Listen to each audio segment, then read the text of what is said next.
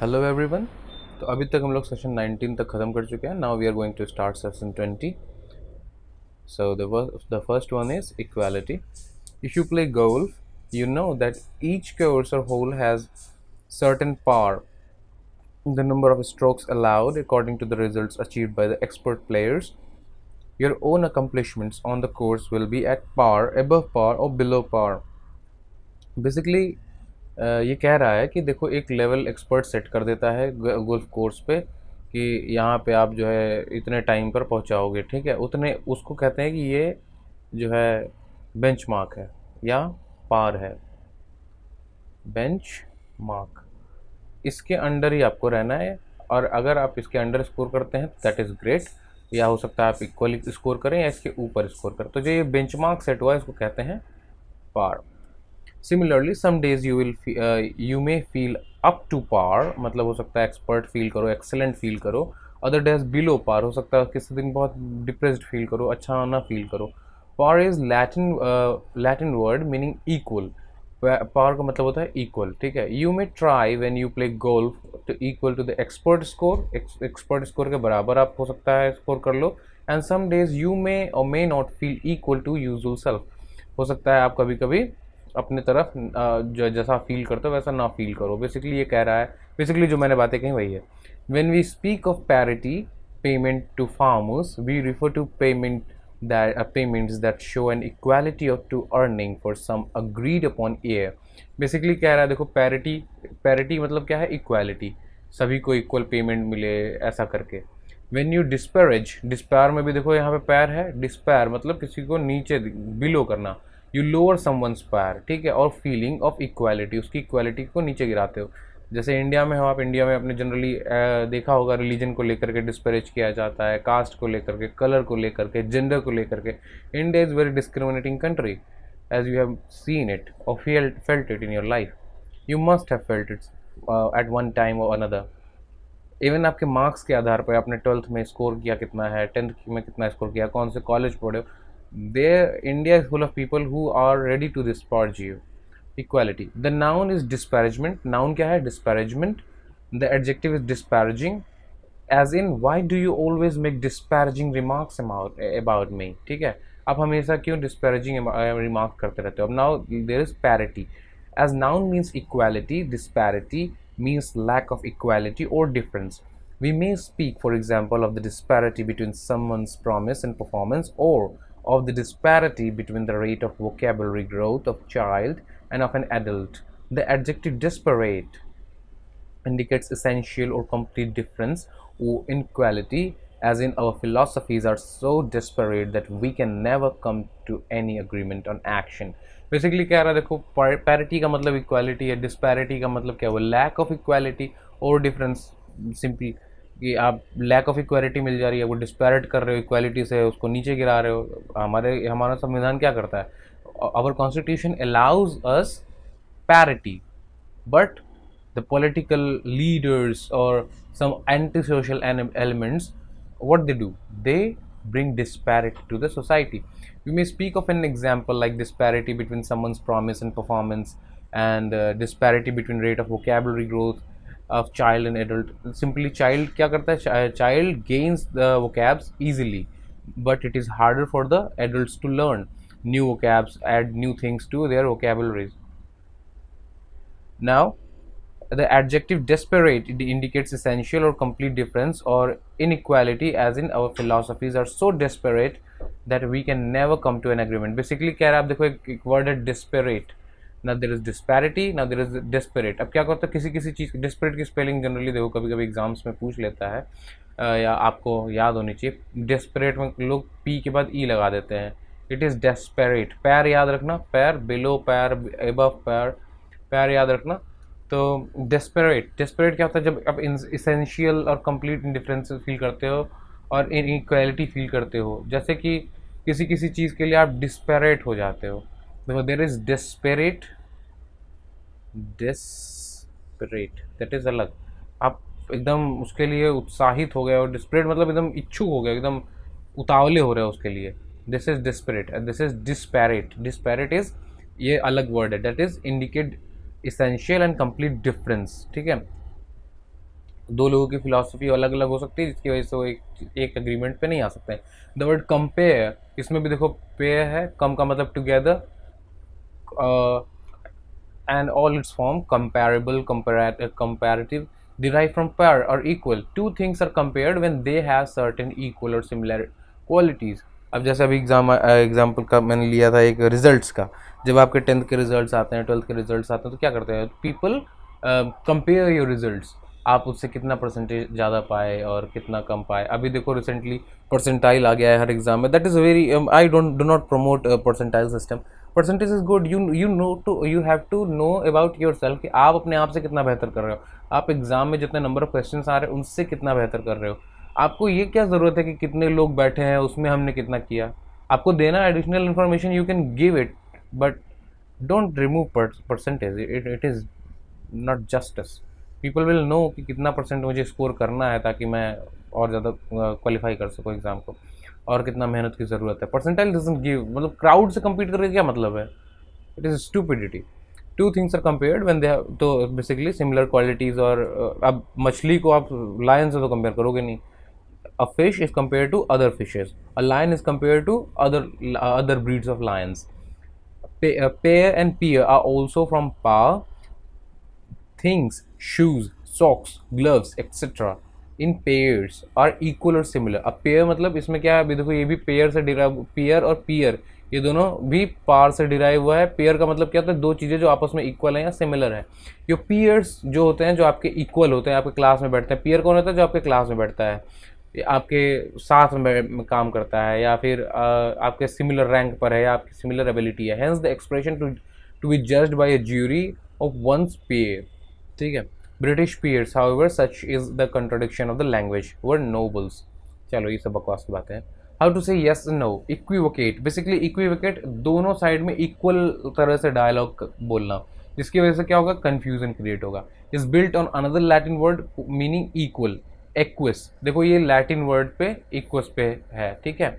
ये किस पर था, पार, कहाँ गया, लैटिन ये भी है, ठीक है, पार, और ये एक्विस पे है, इसका मतलब भी इक्वल है। प्लस वॉक्स, वॉइस या वॉइस लगा दिया तो उसके साथ में वॉइस या वर्ड्स जुड़ गए, ठीक है। When you equivocate you seem to saying both yes and no with equal voice, मतलब आप दोनों तरफ डिफेंड भी कर रहे हो, मतलब यस को भी और नो को भी। अब किसी ने कहा कि केला खाने से वजन बढ़ता है, अब आप एक ऐसी जगह पर हो जहाँ लोग बहुत वर्कआउट करते हैं, वो लोग केला बहुत खाते हैं, मतलब अच्छे से, आप जिम में खड़े होकर बोल रहे हो केला खाने से वजन बढ़ता है। Now some people might revolt against you, so what you do, you equivocate, हाँ बढ़ता है, नहीं भी बढ़ता है, ऐसे करके डायलॉग मार रहे हो। व्हेन यू इक्विवोकेट, इक्विवोकल होते हो आप, तो दोनों साइड की साइड ले लेते हो या किसी की साइड नहीं लेते हो, ऐसा लगता है कि आप दोनों ही साइड हो।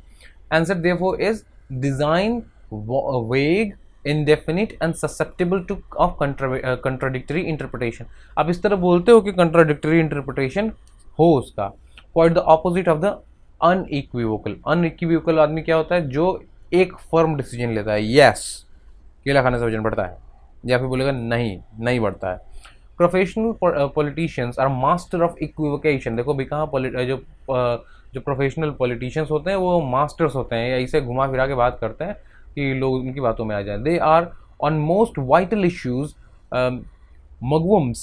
They sit on the fence with their mugs on one side and their wumps on the other। You will often hear candidates for office say publicly that they unequivocally promise if elected to, and then they start equivocating for all they are worth, like people who say let me be perfectly frank with you। Simply कह रहा है, देखो politicians हैं, वो बहुत एक example दे रहा है कि वो देखो ऐसा है कि वो फेंस पे ही बैठते हैं, एकदम नाइस साइड, वो एकदम फेंस पे बैठ करके इक्विवोकेट करते हैं, देखो ये भी कह रहा हूँ मैं, ये भी कह रहा हूँ। सिंपली वो पॉलिटिशियन है तो भाई इस तरह की बातें करेगा, इस तरह का काम करेगा, ठीक। Let me be frank with you and then promptly and glibly lie through their teeth. Okay, do not confuse equivocal with ambiguous.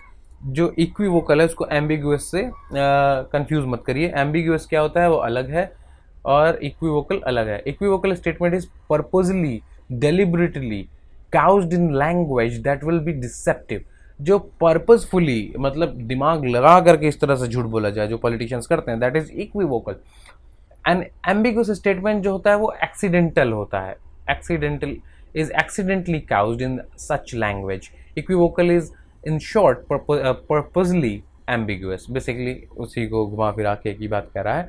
देखो दो वर्ड है, एक ambiguous वर्ड है और एक आपके पास में वर्ड है कहाँ गया, इक्विवोकल। इक्विवोकल क्या है, आप पर्पजली झूठ बोल रहे हो, पर्पजली दोनों साइड ले रहे हो ताकि लोग कंफ्यूज हो, आपका ये काम है। एम्बिगुअस में तो क्या, आप बहुत थके हुए थे या कंफ्यूज थे, इस वजह से उल्टा सीधा आंसर कर दिया कि लोग कंफ्यूज हो गया। You will recall that ambi means both, ambi means both, ambivert आया था ना अभी, when we last met, ambivert and ambidextrous. Ambidextrous जो दोनों हाथ से इक्वली स्किलफुल हो, डेक्स्ट्रस का मतलब स्किलफुल, एम्बी मतलब बोथ, वर्ड का मतलब मूवमेंट, जो हाँ the root meaning is both. Anything ambiguous may have both one meaning and another meaning. If you say that sentence in the height of ambiguity, you mean that you find it vague because it admits of both affirmative and negative interpretation, or because it may mean two different things. Ambiguity is pronounced, ambiguity basically वही लिखा है, इसमें कुछ खास है नहीं, simply ambiguous की बात कह रहा है कि देखो गलती से हो जाता है वो, ठीक है। यहाँ पे दो तीन वर्ड और थे। You mean you find it vague because it admits of both affirmative and negative interpretation because they mean two different things. Basically दो different चीज़ें हैं, जैसे yes or no वाली बात थी। Another type of statement or word contains the possibility of two interpretations. One of them suggestive, risk or sexy. Such a statement or word is double entendre. Entendre, double entendre का भी मतलब है, देखो intention से ले लो, double meaning, double entendre, इस तरह की वर्ड्स आप जनरली बहुत ज़्यादा देखते हो। अच्छा, मैं अभी ना फॉरेन वर्ड्स का एक सीरीज़ शुरू करूँगा जिसमें बताऊँगा कुछ कुछ फॉरेन वर्ड्स जो मोस्ट कॉमनली यूज़ होते हैं, जो अलग अलग लैंग्वेजेस से आए हैं, जैसे कुछ फ्रेंच से आए हैं, कुछ स्पेन से आए हैं, जो वहाँ के लोकल डायलेक्ट से आए हैं और वो अभी कॉमनली इंग्लिश में यूज़ होते हैं। जैसे अभी आया डबल इंटेंड्रे, इसका मतलब क्या है, डबल मीनिंग, ये फ्रेंच से आया है। इसका give the word as close French pronunciation, you can double entendre. En is nasalized, nasalized का मतलब नाक से बोला गया, R is somewhat throaty and final syllable is barely audible, ठीक है, मतलब वो सुना भी नहीं जा रहा है ऐसा। Par equal, parity, disparity and then negative disparity आ गया यही, compare, equivocus, equate, equivocate, equivocation, ambivert, ambiguous, okay, parity, disparity, desperate, disparagement, disparaging, pair, equivocate, equivocation, equivocal, unequivocal, ambiguous, ambiguity, double entendre, double entendre. Okay, now there is parity, disparity, and in disparagement, pair, equivocation, ambiguity. Okay, let's do it. Once equal, that is pair. Equality, that is parity. One मैं यहीं पे लिख दूँ क्या? Okay, sorry. Okay. Inequality, disparity, two, यहाँ two लिख देता हूँ, यहाँ two. D, there is D, a statement or word with two meaning. One of them is risk, indelicate, or of possible sexual connotation. Generally double meaning words उसी तरह से use होते हैं, double entendre। तो ये क्या है, ये है okay, ambiguity, quality of being open to misinterpretation, statement with this quality। देखो ये क्या है, being open, तो ये ambiguous है, ambiguity है, okay, and there is equivocation, act of being deliberately, देखो deliberate आ गया तो ये क्या है, equivocation है, फिफ्थ का B है, and then there is disparagement, belittlement, किसी को छोटा करना, belittle, ठीक, आगे चलो इसको आंसर मिला लेना। Now let's move further. Is there a disparity in age between grandfather and granddaughter? Yes, there is disparity, दोनों एक एज के कैसे हो सकते हैं, नहीं हो सकता है ना, yes। Is an equivocal statement clear and direct? नहीं, equivocal इसीलिए है क्योंकि वो confusing है। Is an unequivocal answer vague and misleading? नहीं, vague नहीं होता है, वो एकदम clear होता है, no।